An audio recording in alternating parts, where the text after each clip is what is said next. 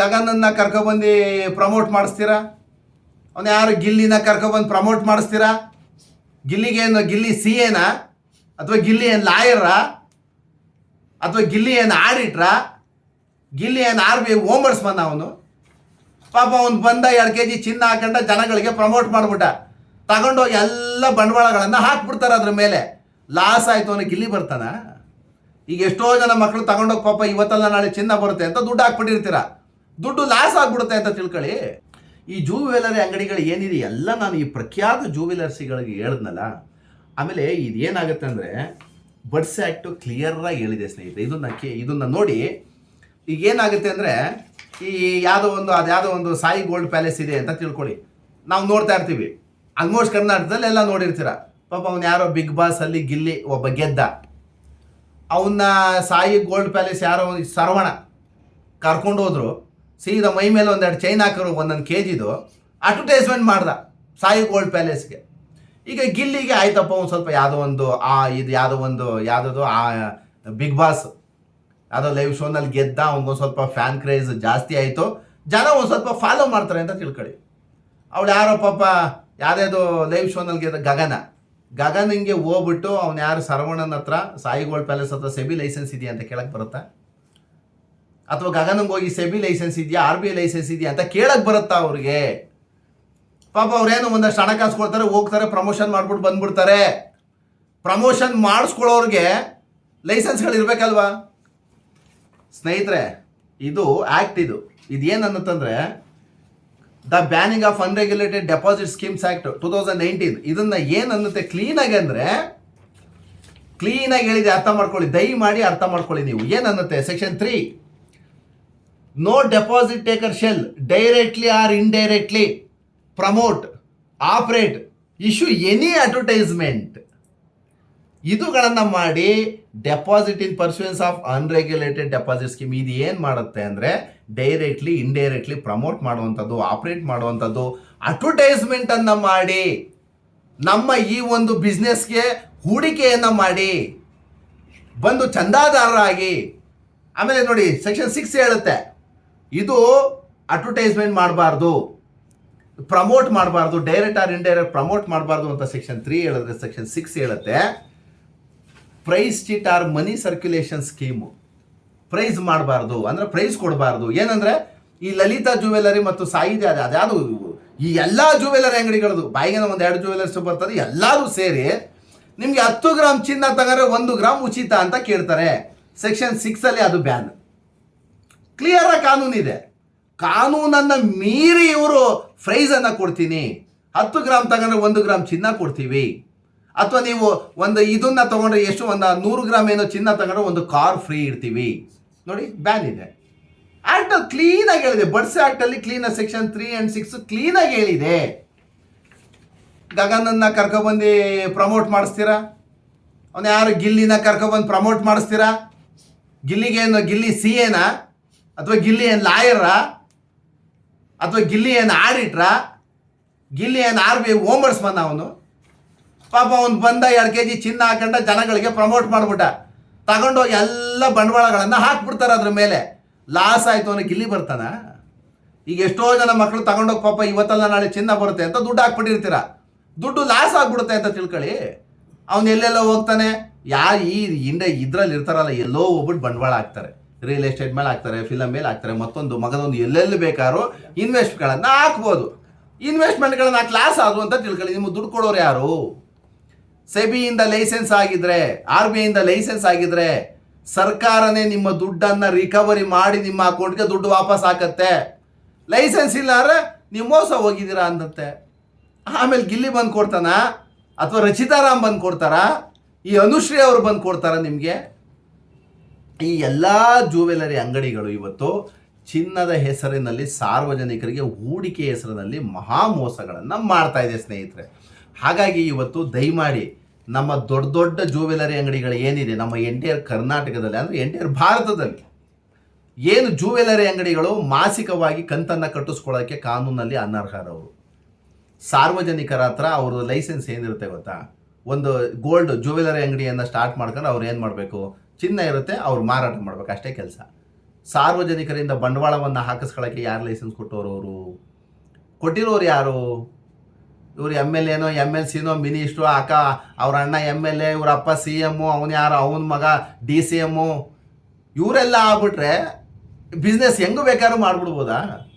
ಅವನು ಯಾರೋ ಒಬ್ಬ ಜ್ಯುವೆಲರಿ ಅಂಗಡಿ ಅವನವನೇ, ನಾನು DK ಶಿವಕುಮಾರ್ ಕಡೆಯವ್ರು ಯಾವಲ್ಲೂ ಏನು DK ಶಿವಕುಮಾರ್ ಮಾಡಬಾರ್ದೆಲ್ಲ ಮಾಡು ಅಂತ ಹೇಳ್ತಾ ಇರ್ತಾರೆ. ಅವನು ಯಾರೋ ಯಾವುದೋ ಪಕ್ಷದ MLA ಪಾಪ, ಯಾವುದೋ ಒಂದು ಇದ್ರದ್ದು, ಅವರು ಭಾರಿ ಅಡ್ವರ್ಟೈಸ್ಮೆಂಟು. ಸಾರ್ವಜನಿಕರಿಂದ ಹಣವನ್ನು ಕಟ್ಟಿಸ್ಕೊಳ್ಳುವಂಥದ್ದಕ್ಕೆ ನಿಮ್ಗೆ ಯಾರು ಲೈಸೆನ್ಸ್ ಕೊಟ್ಟವರು? ಆಮೇಲೆ ದೊಡ್ಡ ದೊಡ್ಡ ಪ್ರಭಾವಿಗಳ ಹೆಸರನ್ನು ಬಳಸ್ಕೊಂಡು ನೀವು ಸಾರ್ವಜನಿಕರ ಹಣವನ್ನು ಕೊಳ್ಳೆ ಹೊಡಿತೀರಾ ಅಂದರೆ ನಿಮಗೆ ಮಾನ್ಯತೆ ಕೊಟ್ಟವರು ಯಾರು? ದಯಮಾಡಿ ಇವತ್ತು ದಯಮಾಡಿ ಸರ್ಕಾರಕ್ಕೆ ನಾನು ಮನವಿ ಮಾಡ್ತಿರುವಂಥದ್ದು, ಮಾನ್ಯ ಪೊಲೀಸ್ ಇಲಾಖೆಗೆ ಮನವಿ ಮಾಡ್ತಿರುವಂಥದ್ದು. ಆಮೇಲೆ ನಮ್ಮಲ್ಲಿ ಜನಗಳಿಗೆ ಮಾಹಿತಿ ಇಲ್ಲ. ನಮ್ಮ ಸೇಟುಗಳಿರ್ತಾರಲ್ಲ, ನಮ್ಮ ಸಮಾಜದಲ್ಲಿ ಎಂಟೈರ್ ಕರ್ನಾಟಕದಲ್ಲಿ ಮಾಮೂಲಿ ಸೇಟು ಅಂಗಡಿಗಳಲ್ಲಿ ಆ ಒಡವೆಯನ್ನು ಅಡಮಾನ ಮಾಡೋದಕ್ಕೆ ಅಥವಾ ಇದಕ್ಕೆಲ್ಲ ಪ್ರಾವಿಷನ್ಸ್ ಇಲ್ಲ. ಕಾನೂನು ಸರ್ಕಾರ ಆ ಹಕ್ಕುಗಳನ್ನು ಕಿತ್ಕೊಂಡಿದೆ. ಯಾಕೆಂದರೆ ಇವತ್ತೆಲ್ಲ ತಗೊಂಡು ಡೆಪಾಸಿಟ್ ಮಾಡಿಬಿಡ್ತಾರೆ, ನಾಳೆ ಊರು ಬಿಟ್ಟು ಹೊಂಟೋಗ್ತಾನೆ ಅವನು. ಹುಡ್ಕೊಂಬರೋರು ಯಾರು? ಈ ಸೇಟುಗಳ ಹತ್ರ ಅಡಮಾನ ಮಾಡೋದೆಲ್ಲ ಬ್ಯಾನ್ ಇದೆ ಈಗ. ಆಮೇಲೆ ಜನಗಳಿಗೆ ಅರ್ಥ ಮಾಡ್ಕೋಬೇಕು, ನೀವು ಜನಗಳಿಂದ ದುಡ್ಡನ್ನು ಈಸ್ಕೊಳ್ಳೋ ಸ್ಕೀಮು ಸ್ಟಾರ್ಟ್ ಮಾಡಿದ್ದಾನೆ ಅಂದರೆ ಅದು 100% ಫ್ರಾಡ್ ಅಂತ ಜನಗಳು ಅರ್ಥ ಮಾಡ್ಕೋಬೇಕು. ಈ ಶೇರ್ ಮೇಲೆ ಇನ್ವೆಸ್ಟ್ಮೆಂಟ್ ಮಾಡುವಂಥದ್ದು, ಆಮೇಲೆ ಟ್ರೇಡಿಂಗ್ ಮೇಲೆ ಇನ್ವೆಸ್ಟ್ಮೆಂಟ್ ಮಾಡುವಂಥದ್ದು, ಚಿನ್ನದ ಮೇಲೆ ಇನ್ವೆಸ್ಟ್ಮೆಂಟ್ ಮಾಡುವಂಥದ್ದು, ಭೂಮಿ ಮೇಲೆ ಇನ್ವೆಸ್ಟ್ಮೆಂಟ್ ಮಾಡುವಂಥದ್ದು, ಅಂದರೆ ಪ್ರೀ ಪ್ಲ್ಯಾನು, ಇನ್ನೂ ಸೈಟ್ ನಿಮ್ಮ ಹೆಸರಿಗೆ ರಿಜಿಸ್ಟ್ರಿ ಆಗಿರಲ್ಲ ಇನ್ವೆಸ್ಟ್ಮೆಂಟ್ ಮಾಡೋದು. ಅಲ್ಲಿ ನೋಡಿದ್ರೆ ಚಿನ್ನ ನಿಮ್ಮ ಹೆಸರಿಗೆ ಬಂದೇ ಇಲ್ಲ, ಸುಮ್ಮನೆ ದುಡ್ಡು ಆಗ್ತಾ ಇರೋದು, ಇವತ್ತೆಲ್ಲ ನಾಳೆ ಬರುತ್ತೆ ಅಂತ. ನಿಮ್ಮ ನಂಬಿಕೆಯನ್ನು ಮಿಸ್ಯೂಸ್ ಮಾಡ್ಕೊಂಡು ದುಡ್ಡು ಮಾಡೋದೇ ಈ ಜ್ಯುವೆಲರಿ ಶಾಪ್ಗಳ ಕೆಲಸ. ಅದೇ ಬಂಡವಾಳ ಅವ್ರದ್ದು. ಹಾಗಾಗಿ ಸ್ನೇಹಿತರೆ, ದಯಮಾಡಿ ನಾನು ಸರ್ಕಾರಕ್ಕೆ ಎಲ್ಲ EDಗೆ ಮತ್ತು ಕಮಿಷನರ್ಗೆ, CMಗೆ, ಚೀಫ್ ಸೆಕ್ರೆಟರಿಗೆ ಎಲ್ಲರಿಗೂ ಅಪ್ಲಿಕೇಶನ್ಗಳನ್ನು ಹಾಕಿದ್ದೀನಿ. ದಯಮಾಡಿ ಈ ಸಾರ್ವಜನಿಕರಿಂದ ಇದನ್ನು ಮಾಡುವಂಥ ಈ ಜ್ಯುವೆಲರಿಗಳನ್ನು ಕ್ಲೋಸ್ ಮಾಡಿಸಿ ಅಂತ ಬರೆದಿದ್ದೀನಿ. ದಯಮಾಡಿ ಎಲ್ಲರೂ ಕೂಡ ಇನ್ವೆಸ್ಟ್ಮೆಂಟ್ ಮಾಡುವ ಮುನ್ನ ದಯಮಾಡಿ ಎಚ್ಚರಿಕೆಯಿಂದ ಮೈನ ಪ್ರಜ್ಞೆ ಇಟ್ಕೊಂಡು ವ್ಯವಹಾರ ಮಾಡಬೇಕು ಅಂತ ನಾನು ಮಾತನ್ನ ಮುಗಿಸ್ತೀನಿ. Thank you. ಸರಿ, ಬಹಳ ಮುಖ್ಯವಾಗಿ ನಾನೊಂದು ಪ್ರಶ್ನೆ, ಆ್ಯಪ್ಗಳನ್ನು ಇನ್ಸ್ಟಾಲ್ ಮಾಡಿಕೊಂಡು ಅದನ್ನು ಮಾಡಲಿಕ್ಕೆ ಯಾರು ಮಾನ್ಯತೆ ಕೊಟ್ಟರು ಇವ್ರಿಗೆ ಅಂತ? ಅದನ್ನು ಹೇಗೆ ಮಾನ್ಯತೆ ಪಡ್ಕೋತಾರೆ ಇವರು? ಸರ್, ನಮ್ಮಲ್ಲಿ ಗೂಗಲ್ ಅಡ್ಮಿನಿಸ್ಟ್ರೇಟಿವ್ ಅದೊಂದು ಡಿಪಾರ್ಟ್ಮೆಂಟ್. ಅದು ನಮ್ಮಲ್ಲಿ ಸಾಫ್ಟ್ವೇರ್ ಟೆಕ್ಕಿಗಳು ಅಂತ ಏನು ಕರಿತೀವಿ, ಒಂದು ಆ್ಯಪ್ಗಳನ್ನು ಕ್ರಿಯೇಟ್ ಮಾಡೋದು ಒಂದು ಮೆಕ್ಯಾನಿಸಮ್ ಅದಷ್ಟೇ. ಒಬ್ಬರು ಇಂಜಿನಿಯರ್ ಇರ್ತಾರೆ, ಅವ್ರೇನು ಮಾಡ್ತಾರೆ, ಒಂದು ಗೂಗಲ್ ವೆಬ್ಸೈಟ್ಗಳನ್ನು ಪ್ರಾರಂಭ ಮಾಡೋದಕ್ಕೆ, ಆ್ಯಪ್ಗಳನ್ನು ಪ್ರಾರಂಭ ಮಾಡೋದಕ್ಕೆ ಒಂದಷ್ಟು ಡಾಮಿನ್ಗಳನ್ನು ಪರ್ಚೇಸ್ ಮಾಡ್ಕೊತಾರೆ. ಅದು ಇಂಜಿನಿಯರ್ ಕೆಲಸ. ಅದು ಇಂಜಿನಿಯರು ಆ್ಯಪ್ ಡೆವಲಪರ್ಸ್ ಅಂತ ಇರ್ತಾರಲ್ಲ, ಅವ್ರಿಗೊಂದು 50,000 5 ಲಕ್ಷನೋ 10 ಲಕ್ಷನೋ ದುಡ್ಡು ಕೊಟ್ಟರೆ ಸೀದಾ ಒಂದು ಆ್ಯಪನ್ನು ಕ್ರಿಯೇಟ್ ಮಾಡಿ ಪ್ಲೇಸ್ಟೋರಿಗೆ ಬರೋ ಗಂಟ ಬಿಡ್ತಾರೆ ಅವರು. ಪ್ಲೇಸ್ಟೋರಿಗೆ ಬಂದಮೇಲೆ ಆಟೋಮೆಟಿಕಲಿ ಇವರೇ ಡೆವಲಪ್ಮೆಂಟ್ ಮಾಡ್ಕೋತಾರೆ. ಹಂಗಾಗಿ ಏನಾಗುತ್ತೆ, ಇದು ಸರ್ಕಾರದಾಗೆ ಅದಕ್ಕೆ ಮಾಹಿತಿಗಳು ಬರಲ್ಲ.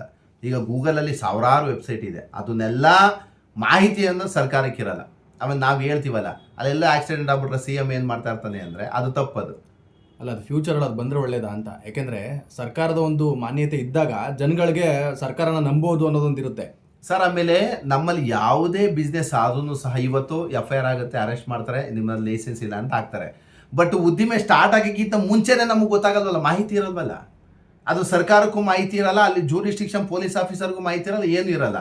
ಯಾರ್ದಾನು ಒಂದು ಕಂಪ್ಲೇಂಟ್ ಹೋದ್ರೇ ಅದು ಫ್ರಾಡ್ ಆಗಿದೆ ಅಂತ ಗೊತ್ತಾದ್ಮೇಲೆ FIR ಆಗ್ತಾರೆ, ಅರೆಸ್ಟ್ ಮಾಡ್ತಾರೆ, ಎನ್ಕ್ವೈರಿ ಸ್ಟಾರ್ಟ್ ಮಾಡ್ತಾರೆ, ಎಲ್ಲ ಓಕೆ. ಬಟ್ ಇವೆಲ್ಲ ಆ್ಯಪ್ಗಳು. ಈಗ ಅಲ್ಲ, ಆ್ಯಪ್ಗಳ ಮೇಲೆ ಎಲ್ಲ ಎನ್ಕ್ವೈರಿ ಮಾಡೋದಕ್ಕೆ, ಡೈರೆಕ್ಟ್ ಎನ್ಕ್ವೈರಿ ಮಾಡೋದಕ್ಕೆ ಪೊಲೀಸವ್ರಿಗೂ ಅಧಿಕಾರ ಇರೋಲ್ವಲ್ಲ. ಯಾವ್ದಾನ ಒಂದು ಕಂಪ್ಲೇಂಟ್ ಹೋದ್ರೆ ಪೊಲೀಸವ್ರಿಗೆ ಅಧಿಕಾರ ಬರುವಂಥದ್ದು. ಸುಮ್ಮನೆ ಅಲ್ಲೊಂದು ಕಂಪ್ನಿ ಇದೆ ಅಂತ ಡೈರೆಕ್ಟಾಗಿ ಹೋದ್ರೆ ಪೊಲೀಸ್ ಒಂದು ಸಸ್ಪೆಂಡ್ ಮಾಡಾಕ್ತಾರೆ. ಯಾವಾಗ ಒಂದು ಅಲಿಗೇಷನ್ ಸ್ಟಾರ್ಟ್ ಆಗುತ್ತೆ ಆವಾಗ ಸ್ಟಾರ್ಟ್ ಆಗುತ್ತೆ ಅಧಿಕಾರಗಳು. ಸರ್, ಈಗ ಕೆಲವೊಂದು ತುಂಬಾ ಪಬ್ಲಿಸಿಟಿ ಮಾಡ್ತಾ ಇರ್ತೇವೆ. ಫಾರ್ ಎಕ್ಸಾಂಪಲ್ ಜಾರ್ ಆ್ಯಪ್, ಆ ಆ್ಯಪ್ನ ದೊಡ್ಡ ರಿಯಾಲಿಟಿ ಶೋ ಇವನ್ ಬಿಗ್ ಬಾಸ್ ಅಲ್ಲೂ ಪ್ರಮೋಟ್ ಮಾಡಿದ್ರು. ಸೊ ಅಂತಂತ ರಿಯಾಲಿಟಿ ಶೋಗಳಲ್ಲೂ ಪ್ರಮೋಟ್ ಮಾಡಿದಾಗ ಸರ್ಕಾರದ ಗಮನಕ್ಕೆ ಬರೋದಿಲ್ವಾ ಇದು? ಸರ್, ಇದು ಅದಕ್ಕೆ ನಾನು ಹೇಳುವಂಥದ್ದು, ಪ್ರತಿಯೊಂದು ಮಾರ್ಕೆಟಿಂಗ್ಗಳಲ್ಲಿ ನೀವು ಯಾವುದೇ ಮಾರ್ಕೆಟಿಂಗ್ ನೋಡಿ, ಅಡ್ವರ್ಟೈಸ್ಮೆಂಟ್ಗಳನ್ನು ಮಾಡುವಾಗ ಕೆಳಗಡೆ ತೋರಿಸ್ಬಿಡ್ತಾರೆ, ಇದಕ್ಕೂ ನಮಗೂ ಸಂಬಂಧ ಇರೋದಿಲ್ಲ. ಅದರ ಕಾನೂನುಬದ್ಧ ದಾಖಲೆಗಳನ್ನು ಕಕ್ಷಿದಾರ ಕೇಳ್ಕೊಬೇಕಂದ್ರೆ ಗ್ರಾಹಕರಿಗೆ ಕೇಳ್ಕೋಬೇಕು ಅಂತ ಕೆಳಗಡೆಯಿಂದ ಕೊಟ್ಬಿಟ್ಟಿರ್ತಾರೆ. ಈಗ ನೋಡಿ, ನಾನು ಯಾವುದೋ ಒಂದು ರಿಯಾಲಿಟೀಸ್ ಇದೆ, ಅದು ಫುಲ್ ಬೋಗಸ್ಸು. ಅದಕ್ಕೆ ಸಂಬಂಧಪಟ್ಟಂತೆ ಇವ್ರು ಯಾರು ನಮ್ಮ ಆ್ಯಂಕರ್ ಅನುಶ್ರೀ ಅವರು ಮತ್ತೊಬ್ಬರು ಮಗದವರು ಯಾರೋ ಪ್ರಮೋಟ್ ಮಾಡ್ತಾ ಇರ್ತಾರೆ. ಅಂದರೆ ಪ್ರಮೋಷನ್ ಮಾಡಿದ ಕೂಡಲೇ ನಾವು ಅವ್ರ ಮೇಲೆ ಕೇಸ್ ಹಾಕಕ್ಕಾಗಲ್ಲ. ಇಲ್ಲ, ನಾನು ಕೇಳಿದ್ದು ರಿಯಾಲಿಟಿ ಶೋ ಬಗ್ಗೆ ಹೇಳ್ತಿಲ್ಲ. ಸೊ ಅಂತ ದೊಡ್ಡ ಶೋನಲ್ಲಿ ಪ್ರಚಾರ ಆದ್ರೂ ಸರ್ಕಾರದ ಗಮನಕ್ಕೆ ಬರಲಿಲ್ವಾ?